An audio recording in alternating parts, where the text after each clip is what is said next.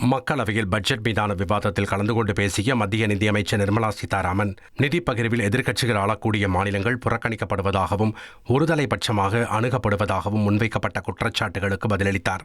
மாநிலங்களுக்கான வரி பகிர்வு மற்றும் மத்திய நிதியுதவி திட்டங்கள் மூலம் மொத்தம் 25.44 லட்சம் கோடி ரூபாய் வழங்கப்பட உள்ளதாக தெரிவித்த அவர், 2018-19 முதல் 2022-23 வரையிலான ஆண்டுகளில் மாநிலங்களுக்கு மத்திய அரசு வழங்கிய நிதி 15வது நிதி ஆணையம் 2020-26 காலகட்டத்திற்கு பரிந்துரைத்த 41% வரி பகிர்வோடு ஒத்துப்போவதாக தெரிவித்தார்.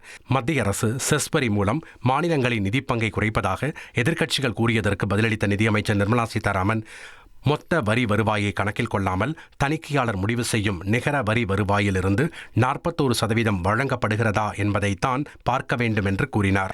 மேல் வரி மற்றும் கூடுதல் கட்டணங்களை வசூலிக்க அரசியலமைப்பு சட்டப்படி மத்திய அரசுக்கு அதிகாரம் இருப்பதை சுட்டிக்காட்டிய அவர், இந்த நிதிகள் இறுதியில் அந்தந்த மாநிலங்களில் பள்ளிகள் மற்றும் மருத்துவமனைகள் கட்டவே செலவிடப்படுகின்றன அவர் கூறினார்.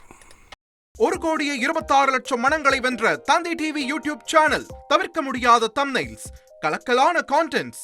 நீங்களும் இந்த குடும்பத்தில் இணைய இப்பவே சப்ஸ்கிரைப் பண்ணுங்க. அசுரபலம் கொண்ட எங்கள் டிஜிட்டல் கரங்களில் உங்கள் விளம்பரங்களை சேர்க்க வாட்ஸ்அப் பண்ணுங்க. 8939888378. Email advttv@dttv.in.